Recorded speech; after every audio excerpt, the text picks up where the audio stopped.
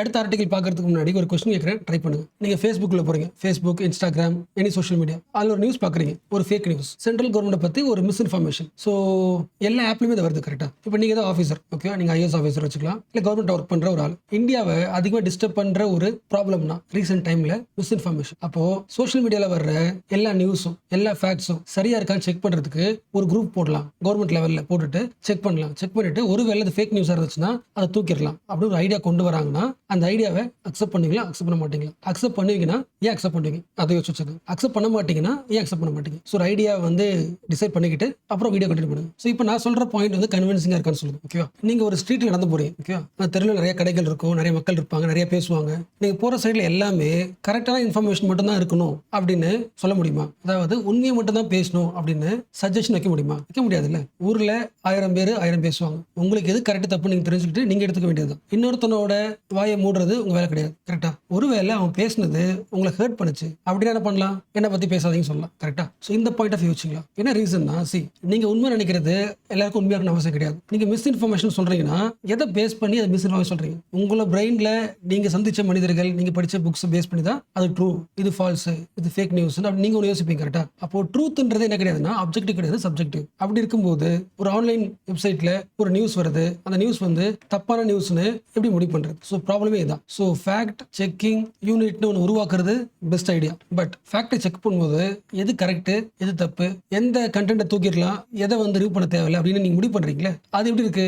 இந்த குரூப் முடிவு பண்றது. இந்த குரூப் யாரு? கவர்மெண்ட். அப்போ கவர்மெண்ட் என்ன பண்ணலாம்? அது ஐடியாலஜியில் அதோட பாயிண்ட் ஆஃப் வியூவில் இது கரெக்டோ அதை அலோவ் பண்ணும். அதுக்கு அப்போஸ்டா இருந்துச்சுன்னா அந்த ஆப் கிட்ட சொல்லி ரிவ்யூ பண்ண சொல்லும். கரெக்டா? ஸோ அல்டிமேட்லி பாம்பே ஹைகோர்ட் என்ன பண்ணியிருக்கு? இந்த ஃபேக்ட் செக்கிங் யூனிட் அப்படின்ற இந்த ஐடியா இருக்குல்ல, இந்த ரூலிங் இருக்குல்ல, இந்த ரூல் தப்பான ரூல். இது வந்து மக்களோட ஃப்ரீடம் ஆஃப் எக்ஸ்பிரஷனை தடுக்க வாய்ப்பு இருக்கு. கவர்மெண்ட் தனக்கு பிடிச்சதை உண்மைன்னு சொல்றதுக்கு வாய்ப்பு இருக்கு. சோ இந்த ரூலிங்கை எடுத்துக்கலாம்னு சொல்லிட்டு தீர்ப்பு வந்திருக்கு. இப்போ என்ன பண்ண போறோம்னா, ஜுடிஷியல் என்ன கரஸ்பாண்டன்ஸ். கண்டிப்பா எல்லாருக்குமே தெரியும், இந்த குளோபலோட பெரிய ப்ராப்ளமே மிஸ்இன்ஃபர்மேஷன் தான். அதை விட நிறைய கலவரம் உருவாகுது, எல்லாமே தெரியும். அப்படி இருந்தும் ஃபேக்ட் செக்கிங் யூனிட் வந்து டெமோக்ரஸி எதிரானது சொல்றாங்கல்ல, ஜுடிஷியரி கொடுத்த ரீசன் என்னன்றதை பார்க்கலாம். எந்த நியூஸ் ஃபேக் நியூஸ், எந்த நியூஸ் ஃபால்ஸ் நியூஸ், எது வந்து மிஸ்லீடிங் நியூஸ், இந்த நியூஸ் தப்பா பார்க்க வாய்ப்பு இருக்கு சொல்லுவாங்கல்ல, இதுக்கான டெஃபினேஷன் வந்து கிளியரா அந்த ஃபேக்ட் செக்கிங் யூனிட் அந்த ரூலிங்ல இல்ல. சோ கவர்மெண்ட் நினைச்சா எதை வேணா ஃபால்ஸா மாத்தலாம், எதனா ஃபேக்கா மாத்தலாம், எதை வேணா பண்ணலாம், இல்ல தப்பானு சொல்லி கண்டென்ட்டை தூக்க முடியும். அவங்களுக்கு சாதகம் இல்லாத கண்டென்ட்டை ரிமூவ் பண்ண முடியும். சோ கிளாரிட்டி இல்லாதனால தூக்கிடலாம். ரெண்டாவது, அந்த சோஷியல் மீடியாவில் இந்த ஃபேஸ்புக்ல இருந்து அந்த கண்டென்ட் தூக்க போறீங்கன்னா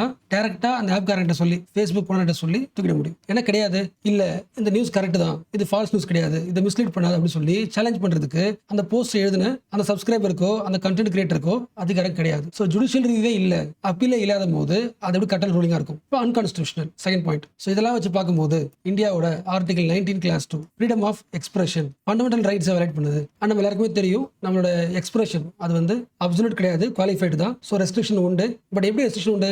நீ பேசுறது ஃபால்ஸா இல்லையான்னு பார்த்தலாம் சொல்ல முடியாது. நீ பேசுறது நேஷனல் செக்யூரிட்டிக்கு ப்ராப்ளம் ஆகுது, இல்ல பப்ளிக் ஆர்டர் டிஸ்டர்ப் பண்ணுது, அந்த மாதிரினா அந்த ஸ்பீச்சை ரிமூவ் பண்ணிடலாம். பட் நீ சொல்றது பொய்யா இருக்கு, அது ட்ரூவா இருக்கு, ஃபேக்கா இருக்குன்னு சொல்லி ஒருத்தனோட வாயை மூட முடியாது. ஸோ ஒரு சிட்டிசனோட ஸ்பீச்சை ரெஸ்ட்ரிக்ட் பண்றதுனால நீங்க ரீசன் தரீங்களே, அது ஃபால்ஸ் நியூஸ்னு. அந்த ஃபால்ஸ் நியூஸ்ன்ற காரணம் வந்து வேலிடா இல்ல. ஸோ ஃபேக்ட் செக்கிங் யூனிட்டை ரிமூவ் பண்ணிடலாம். அண்ட் தீர்ப்பு கொடுத்த 2 பேர் ஃபேக்ட் செக்கிங் யூனிட்டை வேணாம்னு சொல்லிட்டாங்க, ஒரு ஜட்ஜி வந்து இருக்கட்டும் சொல்லிட்டாங்க. பட் எப்படி இருந்தாலும் 3 பேருமே ஒரு பாயிண்ட்ல யூனிவர்சல் அக்செப்ட் பண்ணிட்டாங்க. இந்த குளோபலோட இந்தியாவோட முக்கியமான த்ரெட்ல வந்து மிஸ்இன்ஃபர்மேஷன் ஒரு முக்கியமான த்ரெட் என்று அக்செப்ட் பண்ணிட்டாங்க. அந்த மிஸ்இன்ஃபர்மேஷனை ரிமூவ் பண்ணிடணும். இல்ல எது மிஸ்இன்ஃபர்மேஷன் அது முடிவு பண்ற ஐடியா டெமோக்ராட்டிக்கா இல்ல, ஒரு ஆள்கிட்ட இருக்கு. கவர்மெண்ட் மட்டும் தான் டிசைட் பண்ணி தூக்க முடியும்னா அப்ப தப்பா இருக்கு. அப்போ ஃபேக்ட் செக்கிங் யூனிட் கரெக்ட், அந்த அதிகாரம் கவர்மெண்ட் கிட்ட மட்டும் இருக்கிறது தப்பு. டெமோக்ராட்டிக்கான ஒரு சிஸ்டம் உருவாக்கி மிஸ்இன்ஃபர்மேஷனை தூக்கலாம். லாஸ்டா ஒரே பாயிண்ட், இந்த ஃபேக்ட் செக்கிங் யூனிட் இந்த ரூல்ஸ் இருக்குல்ல, இந்த ரூல்ஸ் வந்து எப்ப கொண்டு வந்தாங்க? ஃபர்ஸ்ட் இந்த ரூல்ஸ் வந்து எங்க இருக்கு? இன்ஃபர்மேஷன் டெக்னாலஜிக்கல் ரூல்ஸ் இருக்குல்ல, ஐடி ஆக்ட், ஐடி ரூல்ஸ் 2021 இருக்கிற ஒரு முக்கியமான பாயிண்ட். இப்போ லைன் படிங்க. The Bombay high court struck down, தூக்கிட்டாங்க. ஸ்ட்ரக் டவுன் ஏ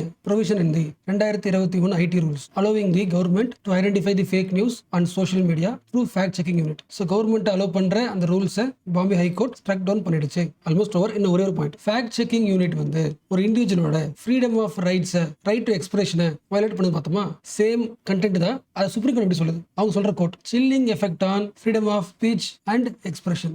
புரிச்சா? ஃபேக்ட் செக்கிங் யூனிட் வந்துருச்சுன்னா, அது இம்ப்ளிமெண்டேஷன் ஆச்சுன்னா, அது வந்து நம்மளுடைய எக்ஸ்பிரஷனையும் ஸ்பீச்சையும் ஒரு சில்லிங் எஃபெக்ட் உருவாக்கிடும், பேச விடாத மாதிரி ஆக்கிடும். ஸோ இப்போ வீடியோ பாஸ் பண்ணிட்டு இதுல இருக்கிற கம்ப்ளீட் பேராகிராஃபை படிச்சிருங்க. இப்போ நம்ம என்ன பேசணுமோ அதோட ஃபேக்ட்ஸ், இதுல இருக்கிற எல்லா லைன்ஸுமே உங்களுக்கு புரிஞ்சு போச்சுன்னா இந்த டாபிக் ஓவர். ஸோ இது வரைக்கும் பார்த்தது வந்து மெயின்ஸ்.